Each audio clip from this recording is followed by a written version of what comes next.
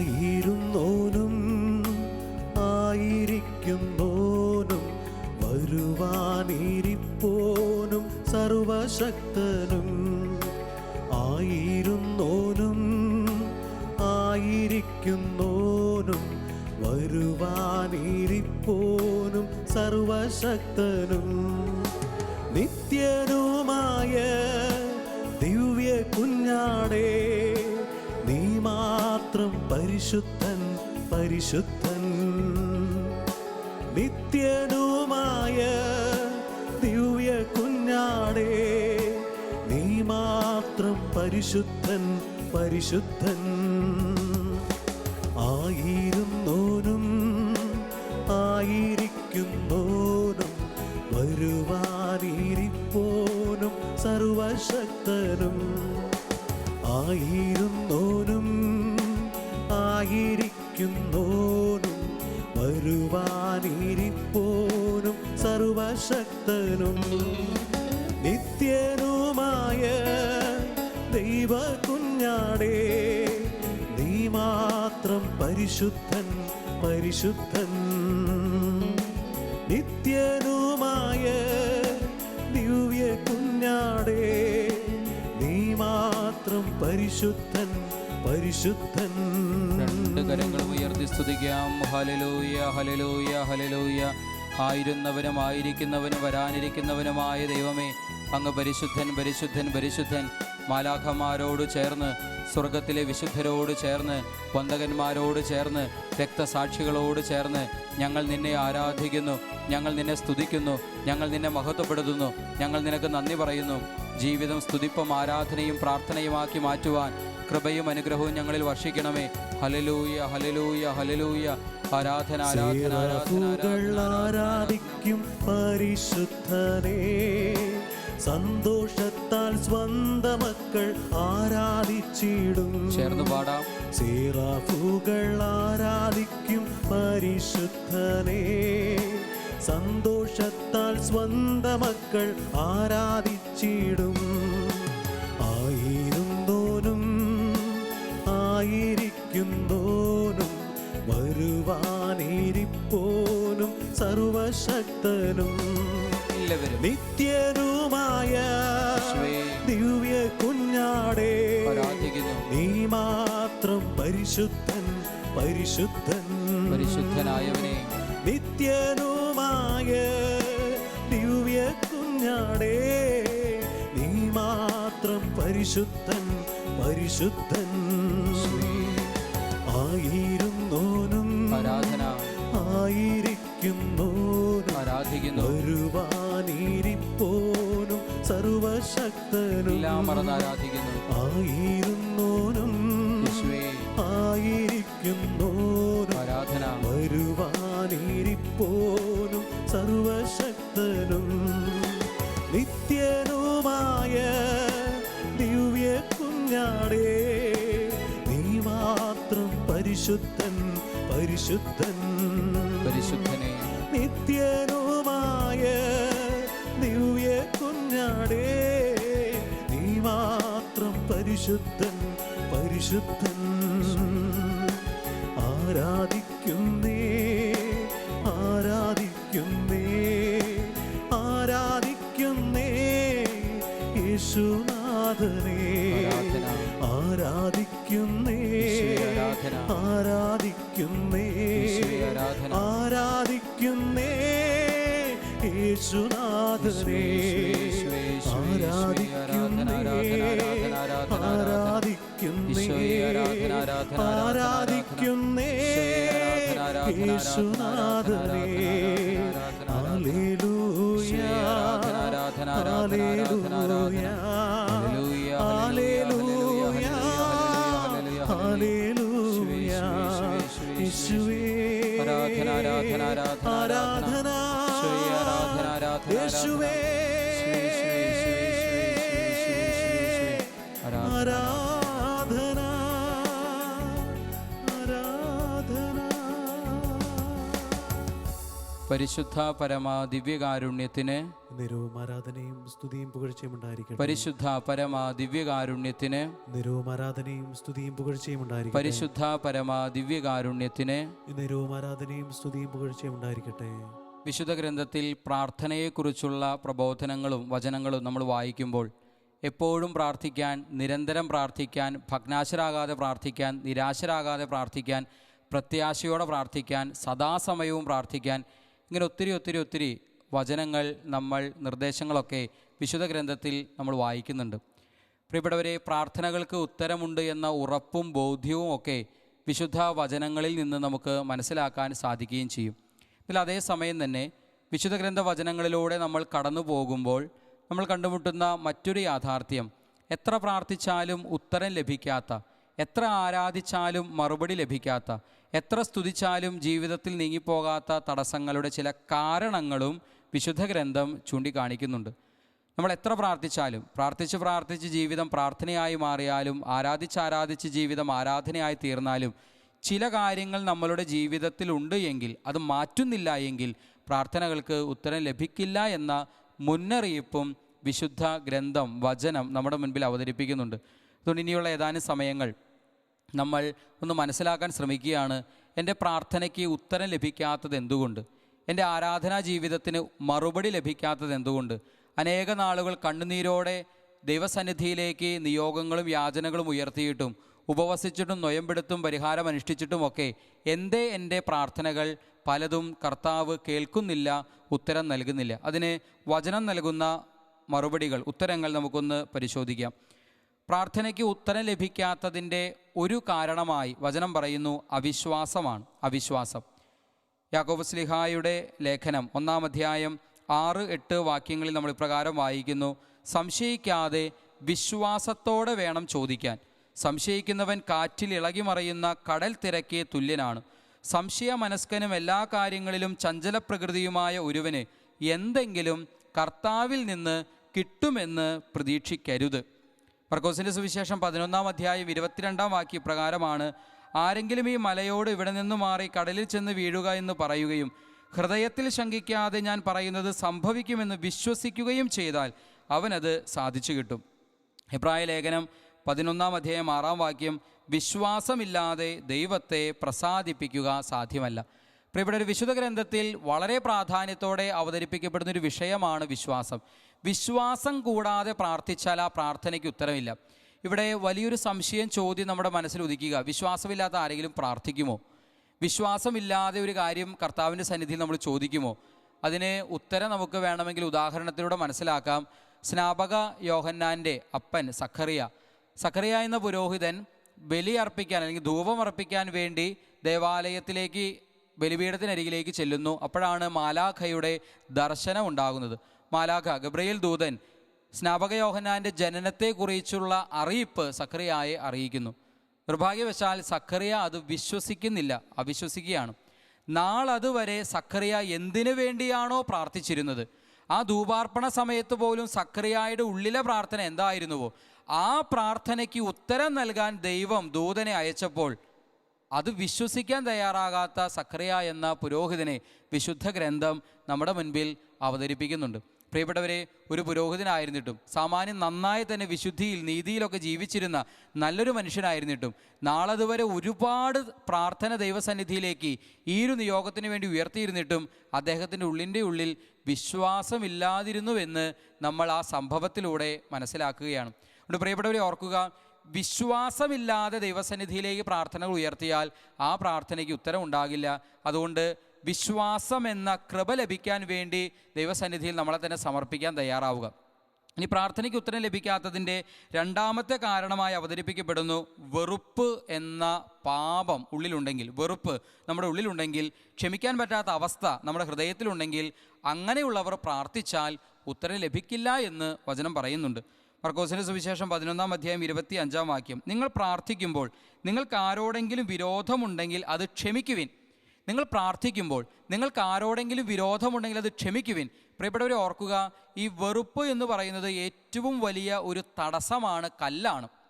ദൈവാനുഗ്രഹത്തിൻ്റെ നീർച്ചാൽ എൻ്റെ ജീവിതത്തിലേക്ക് ഒഴുകിയിറങ്ങാൻ തടസ്സമായി നിൽക്കുന്ന ഏറ്റവും വലിയൊരു കല്ലാണ് വെറുപ്പ് എന്ന് പറയുന്നത്. ഇപ്പോൾ വാട്ടർ ടാങ്ക് നിറയെ വെള്ളം ഉണ്ടെന്ന് നമുക്കറിയാം.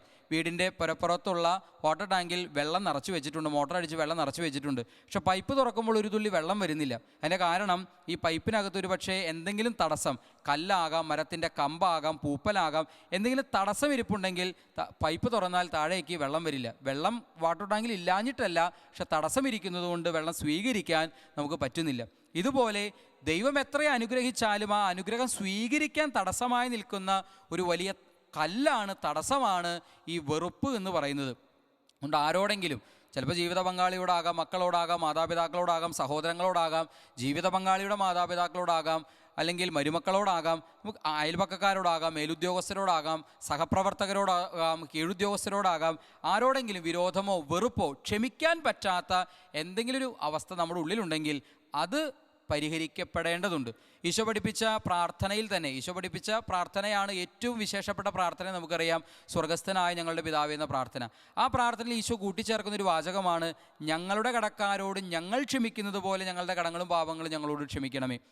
പ്രിയപ്പെട്ടവരെ, കടക്കാരോട് ക്ഷമിക്കുമ്പോഴാണ്, പാപങ്ങൾ നമ്മൾ ക്ഷമിക്കാൻ, നമ്മളെ ദ്രോഹിച്ചവരോട് ക്ഷമിക്കാൻ തയ്യാറാകുമ്പോഴാണ് നമുക്കും ക്ഷമ സ്വീകരിക്കാൻ സാധിക്കുക എന്നുള്ളൊരു ഓർമ്മപ്പെടുത്തൽ കർത്താവ് നൽകുന്നുണ്ട്. മാത്രമല്ല, വിശുദ്ധ ഗ്രന്ഥത്തിലെ വചനങ്ങൾ പരിശോധിക്കുമ്പോൾ പ്രാർത്ഥനയുമായി ബന്ധപ്പെട്ട സ്ഥലങ്ങളിൽ ക്ഷമയെക്കുറിച്ചുകൂടെ കർത്താവ് പറയുന്നത്, ഒരുപക്ഷെ ഒട്ടും ആ കോണ്ടെക്സ്റ്റിനോട് ചേരാത്ത സാഹചര്യത്തിൽ പോലും ക്ഷമയെക്കുറിച്ച് ഈശോ പറയുന്നുണ്ടെങ്കിൽ എത്രത്തോളം ഈ വെറുപ്പ് എന്ന തിന്മ തടസ്സമായി നിലകൊള്ളുന്നുവെന്ന് നമുക്ക് വ്യക്തമാക്കാം. അപ്പോൾ അതുകൊണ്ട് മനസ്സിൽ വെറുപ്പുണ്ടെങ്കിൽ അത് എടുത്തു കളയാൻ, അതിന് നമ്മളെ തന്നെ ഈശോയ്ക്ക് സമർപ്പിച്ച് വെറുപ്പ് മാറിപ്പോകാനും ക്ഷമയിലേക്ക് വരാനുള്ള കൃപയ്ക്ക് വേണ്ടി ദൈവസന്നിധിയിൽ യാചിക്കേണ്ടതുണ്ട്. അല്ലാതെ ക്ഷമിക്കാൻ തയ്യാറാകാതെ, ക്ഷമിക്കില്ല എന്ന് വാശി പിടിച്ച് നമ്മൾ പ്രാർത്ഥന ദൈവസന്നിധിയിലേക്ക് ഉയർത്തിയാൽ ആ പ്രാർത്ഥനയ്ക്ക് ഉത്തരം ഉണ്ടാകില്ല എന്ന് വചനം നമുക്ക് മുന്നറിയിപ്പ് നൽകുന്നു. മൂന്നാമത്, പ്രാർത്ഥിച്ചാലും ഉത്തരം ലഭിക്കാത്തതിൻ്റെ മൂന്നാമത്തെ കാരണമാണ് പാപം. യെശയ്യാ പ്രവാചകന്റെ പുസ്തകം 59-ാം അധ്യായം 2-ാം വാക്യം, നിന്റെ അകൃത്യങ്ങൾ നിന്നെയും ദൈവത്തെയും തമ്മിൽ അകറ്റിയിരിക്കുന്നു, നിന്റെ പാപം അവിടുത്തെ മുഖം നിന്നിൽ നിന്നും മറച്ചിരിക്കുന്നു, അതിനാൽ അവിടുന്ന് നിന്റെ പ്രാർത്ഥന കേൾക്കുന്നില്ല. അതുകൊണ്ട് പ്രിയപ്പെട്ടവരെ ഓർക്കുക, നമ്മളെല്ലാവരും ബലഹീനരാണ്, കുറവുകളും പോരായ്മകളൊക്കെ നമുക്കുണ്ട്. ആത്മാർത്ഥമായി അനുദപിച്ച് ദൈവസന്നിധിയിൽ കുമ്പസാരത്തിൽ അത് ഏറ്റുപറയാൻ തയ്യാറാകുമ്പോൾ ഈ പാപം എന്ന തടസ്സം നീക്കം ചെയ്യപ്പെടുന്നു, കൃപ ജീവിതത്തിലേക്ക് സ്വീകരിക്കാൻ സാധിക്കുകയും ചെയ്യുന്നു. നേരത്തെ പറഞ്ഞ ഉദാഹരണം ഓർത്താൽ മതി. ഈ പൈപ്പിനകത്ത് കല്ലിരുന്നാൽ, പൂപ്പലിരുന്നാൽ, തടസ്സമിരുന്നാൽ വെള്ളം താഴേക്ക് ഒഴുകില്ല എന്ന് പറയുന്നത് പോലെ എൻ്റെ ഹൃദയത്തിൻ്റെ ഉപരിതലത്തിൽ, എൻ്റെ ഹൃദയത്തിൽ, ആത്മാവിൽ ഈ പാപം എന്ന കല്ലിരിക്കുകയാണ് എങ്കിൽ എനിക്ക് ദൈവത്തിൻ്റെ അനുഗ്രഹം, ദൈവകൃപ സ്വീകരിക്കാൻ സാധ്യമാവുകയില്ല. അതുകൊണ്ട് പാപം എന്ന കല്ലിനെ ആദ്യം നമ്മൾ എടുത്തു കളയേണ്ടതുണ്ട്. അതിനുള്ള മാർഗമാണ് വിശുദ്ധ കുമ്പസാരം. അതുപോലെ പ്രഭാഷകന്റെ പുസ്തകം 34-ാം അധ്യായം 26-ാം വാക്യത്തിൽ നമ്മളിത് വായിക്കുന്നുണ്ട്, പാപങ്ങളെ പ്രതി ഉപവസിച്ചിട്ട് വീണ്ടും അത് ചെയ്താൽ അവൻ്റെ പ്രാർത്ഥന ആര് ശ്രവിക്കും?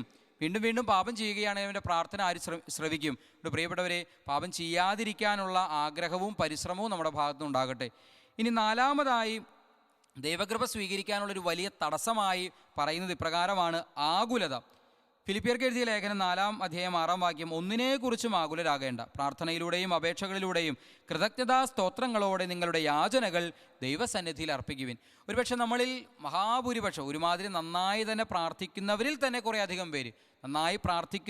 കുറേ അധികം പേർക്ക് സംഭവിക്കുന്നൊരു വലിയ പ്രശ്നമാണ് ആകുലപ്പെട്ട മനസ്സോടെ, അല്ലെങ്കിൽ ഉത്കണ്ഠാകുലമായ മനസ്സോടെ, ഉത്കണ്ഠ നിറഞ്ഞ മനസ്സോടെ പ്രാർത്ഥിക്കുന്നു. അങ്ങനെ പ്രാർത്ഥിച്ചാൽ ഉത്തരം ലഭിക്കാൻ ബുദ്ധിമുട്ടാണ് എന്നും, അല്ലെങ്കിൽ അത് ആ ആകുലത നിറഞ്ഞ മനസ്സോടെ പ്രാർത്ഥിച്ചാൽ അതിന് ഉത്തരമില്ലെന്ന് വചനം നമുക്ക് മുന്നറിയിപ്പ് നൽകുന്നുണ്ട്. എന്തായിരിക്കും അതിൻ്റെ കാരണം? ആകുലതയുള്ളവർക്ക് പ്രാർത്ഥിച്ചാൽ ഉത്തരം കിട്ടാത്തതിൻ്റെ കാരണമായിട്ട് നമുക്ക് മനസ്സിലാക്കാൻ സാധിക്കുക, ആകുലതയുടെ കാരണം വിശ്വാസക്കുറവാണ്. പൂർണ്ണമായും വിശ്വസിക്കാനും ആശ്രയിക്കാനും സാധിക്കാത്തത് കൊണ്ടല്ലേ നമ്മൾ ആകുലപ്പെടുന്നത്. ദൈവം സർവശക്തനാണെന്നും സർവ നന്മയാണെന്നും സർവജ്ഞാനിയാണെന്നും വിശ്വസിച്ച് ആശ്രയിക്കാൻ പറ്റുന്നൊരു വ്യക്തി ആകുലപ്പെടേണ്ട കാര്യമുണ്ടോ? അപ്പോൾ വിശ്വാസത്തിൻ്റെയും ആശ്രയത്വത്തിൻ്റെയും കുറവ് കാരണമാണ് ഒരു വ്യക്തി ആകുലപ്പെടുന്നത്. അതുകൊണ്ട് തന്നെ ആകുലതയുള്ളൊരു മനുഷ്യൻ പ്രാർത്ഥിച്ചാൽ ആ പ്രാർത്ഥനയ്ക്ക് ഉത്തരം ലഭിക്കാൻ ബുദ്ധിമുട്ടാണെന്ന്, അല്ലെങ്കിൽ സാധ്യമല്ലെന്ന് വിശുദ്ധ ഗ്രന്ഥം നമുക്ക് മുന്നറിയിപ്പ് നൽകുന്നുണ്ട്. ഇനി എത്ര പ്രാർത്ഥിച്ചാലും ഉത്തരം കിട്ടാത്തതിൻ്റെ മറ്റൊരു കാരണം, 5-ാമത്തെ കാരണമായി വചനം പറയുന്നു, അഹങ്കാരം.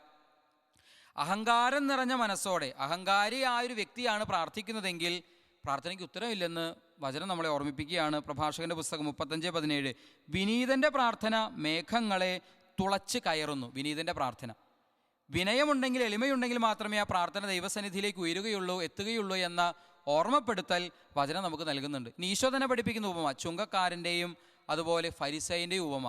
ആ ഫരിസയൻ സാമാന്യം നല്ല ഒന്നാന്തര ഒരു മനുഷ്യനാണ്. എല്ലാ കാര്യങ്ങളും കൃത്യമായിട്ട് ചെയ്യുന്നുണ്ട്, ഉപവസിക്കുന്നുണ്ട്, നൊയമ്പെടുക്കുന്നുണ്ട്, പള്ളിയിൽ പോകുന്നുണ്ട്, കാണിക്കുക അല്ലെങ്കിൽ നേർച്ച കാഴ്ചകൾ സമർപ്പിക്കുന്നുണ്ട്, നിയമമൊക്കെ കൃത്യമായിട്ട് പാലിക്കുന്നുണ്ട്. ഇതൊക്കെ ചെയ്തിട്ടും അയാൾ നീതീകരിക്കപ്പെട്ടില്ല.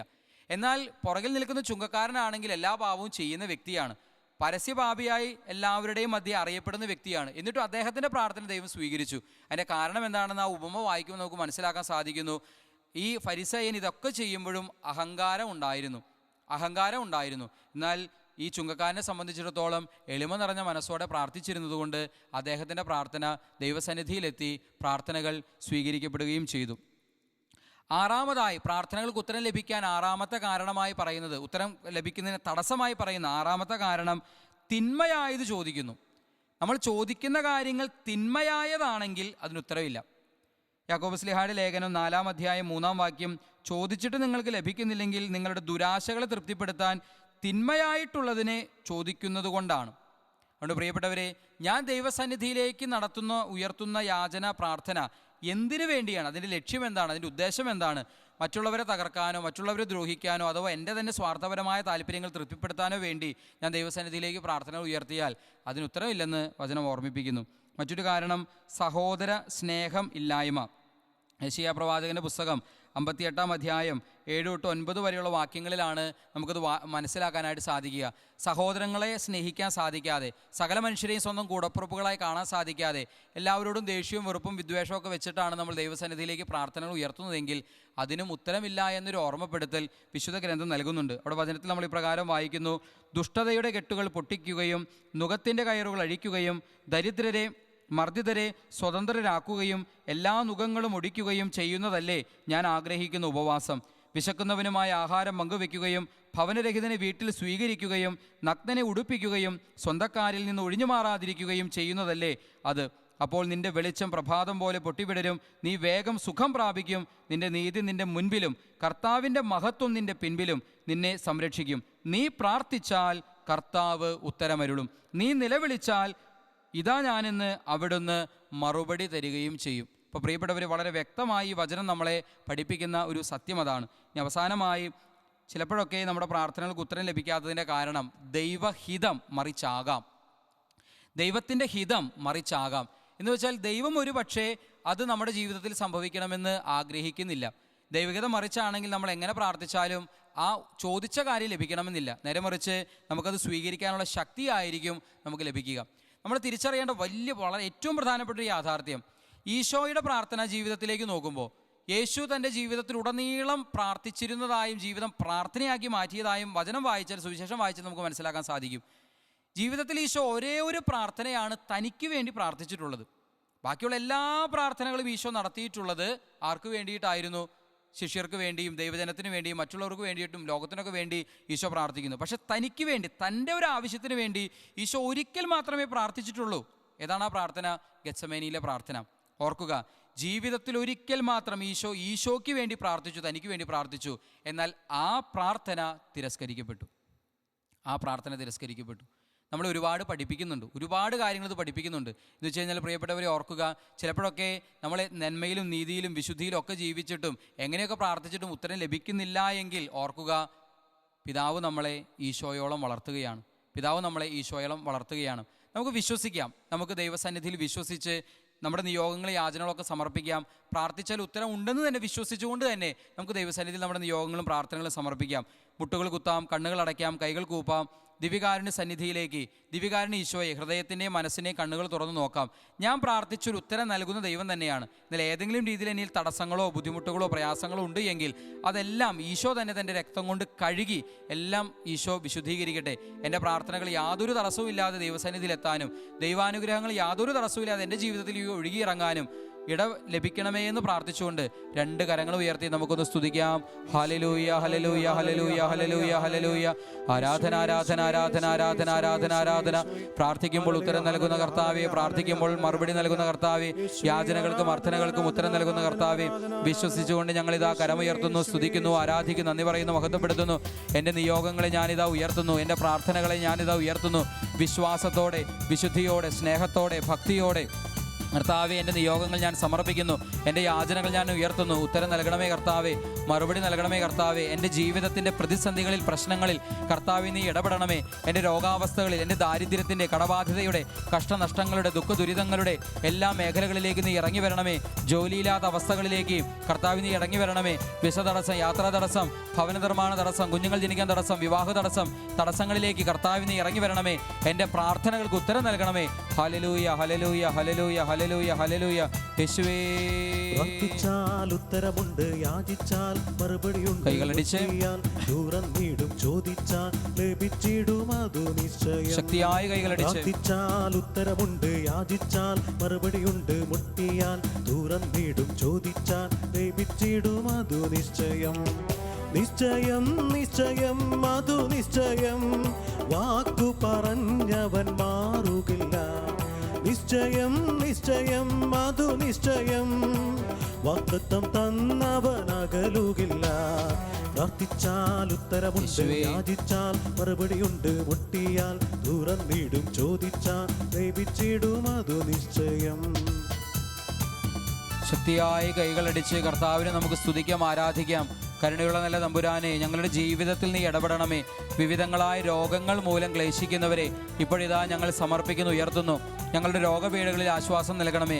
ക്യാൻസർ രോഗികൾ, ട്യൂമർ രോഗികൾ, പാൻക്രിയാസിസ് രോഗികൾ, കരൾ രോഗികൾ, ഹൃദ്രോഗികൾ, വൃക്ക രോഗികൾ, ഉദരസംബന്ധമായ രോഗങ്ങളുള്ളവർ, പനി, തലവേദന, കൊറോണ വൈറസ് തുടങ്ങിയ രോഗങ്ങൾ മൂലം ക്ലേശിക്കുന്നവർ, കുഞ്ഞുങ്ങൾ ജനിക്കാത്ത ദമ്പതികൾ, അസ്ഥിരോഗികൾ, അലർജി രോഗികൾ, സോറിയാസിസ് രോഗികൾ, മാനസിക രോഗികൾ, ബുദ്ധി വൈകല്യമുള്ളവർ, കാഴ്ച കേൾവി കുറവുള്ളവർ, സംസാര തടസ്സമുള്ളവർ, ഓപ്പറേഷൻ ആവശ്യമായിരിക്കുന്നവർ, കർത്താവ് എല്ലാത്തരം രോഗങ്ങളെയും രോഗപീഠകളെയും ഞങ്ങളിതാ സമർപ്പിക്കുന്നു. സൗഖ്യത്തിൻ്റെ കരം നീട്ടണമേ. സൗഖ്യത്തിന് തടസ്സമായ എല്ലാ തിന്മകളും കർത്താവ് നീ എടുത്തു മാറ്റണമേ. എല്ലാ തടസ്സങ്ങളും എടുത്തു മാറ്റണമേ. സൗഖ്യം നൽകണമേ, സൗഖ്യം നൽകണമേ. വിശ്വസിക്കുന്നു, പ്രാർത്ഥിക്കുന്നു, യാചിക്കുന്നു. യേശുവേ, യേശുവേ, യേശുവേ, യേശുവേ. ആരാധിച്ചാൽ വിടുതലുണ്ട്, ആശ്രയിച്ചാൽ കരുതലുണ്ട്. യേശുവേ, ആരാധിച്ചാൽ വിടുതലുണ്ട്, വിടുതൽ നൽകണമേ. ആശ്രയിച്ചാൽ കരുതലുണ്ട്, വിമോചനം നൽകണമേ. വിളിച്ചാൽ വിളി പുറത്തെത്തും നിശ്ചയം. ഈശോയെ, വിളി ശ്രവിച്ചാൽ നിത്യരക്ഷ നിശ്ചയം നൽകണമേ. വിളിച്ചാൽ വിളി പുറത്തെത്തും നിശ്ചയം. ഈശോയെ, വിളി ശ്രവിച്ചാൽ നിത്യരക്ഷ നിശ്ചയം നൽകണമേ. നിശ്ചയം, നിശ്ചയം, അതു നിശ്ചയം, വാക്കു പറഞ്ഞവൻ മാറുകില്ല. വിശ്വസിക്കുന്ന കർത്താവേ, നിശ്ചയം, നിശ്ചയം, അതു നിശ്ചയം, വാഗ്ദത്തം തന്നവൻ അകലുകില്ല. പ്രാർത്ഥിച്ചാൽ ഉത്തരമുണ്ട്, യാചിച്ചാൽ മറുപടിയുണ്ട്, മുട്ടിയാൽ തുറന്നിടും, ചോദിച്ചാൽ ലഭിച്ചിടും, അതു നിശ്ചയം. വിശ്വസിക്കുന്ന കർത്താവേ, പ്രാർത്ഥിച്ചാൽ ഉത്തരമുണ്ട്, യാചിച്ചാൽ മറുപടിയുണ്ട്, മുട്ടിയാൽ തുറന്നിടും, ചോദിച്ചാൽ ലഭിച്ചിടും, അതു നിശ്ചയം. രണ്ട് കരങ്ങൾ ഉയർത്തി സ്തുതിക്കാം. Hallelujah, hallelujah, hallelujah, hallelujah, hallelujah. ഈശോയെ, ആരാധന, ആരാധന, ആരാധന, ആരാധന. പാപത്തിന്റെ, ശാപത്തിന്റെ ബന്ധനങ്ങൾ, കെട്ടുകൾ, കുരുക്കുകൾ എല്ലാം അഴിക്കണമേ കർത്താവേ. വിടുതൽ നൽകണമേ, വിമോചനം നൽകണമേ, സ്വാതന്ത്ര്യം നൽകണമേ. നിങ്ങൾ ഭൂമിയിൽ കെട്ടുന്നതെല്ലാം സ്വർഗത്തിലും കെട്ടപ്പെട്ടിരിക്കും. നിങ്ങൾ ഭൂമിയിൽ അഴിക്കുന്നതെല്ലാം സ്വർഗത്തിലും അഴിക്കപ്പെട്ടിരിക്കും.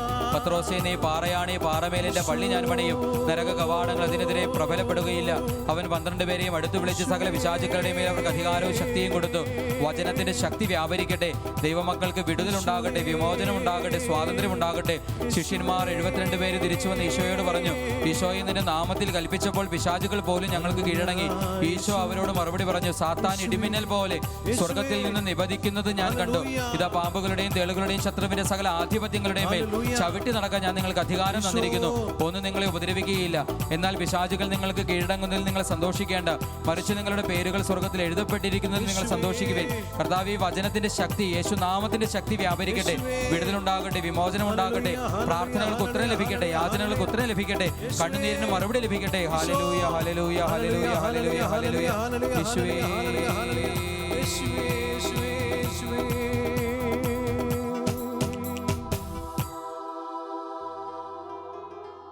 പരിശുദ്ധ ശരീരത്താലും വിലയേറിയ രക്തത്താലും പാപത്തിൻ കറകളിൽ നിന്നും മർത്യനു നീ മോചനമേകി. സകലേശാ ദിവ്യ കടാക്ഷം തൂകണമേ വത്സല സുതരിൽ, നിർമ്മലരായി ജീവിച്ചിടുവാൻ ചിന്തണമേ ദിവ്യവരങ്ങൾ.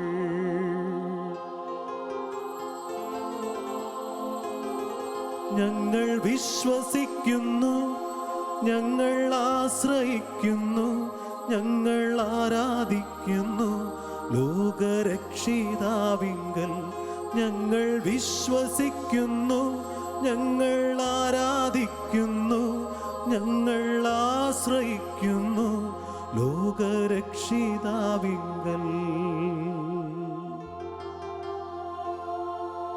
പരിശുദ്ധ പരമമാ ദിവ്യകാരുണ്യമേ, എന്നുമെന്നും അങ്ങേക്കാരാധന.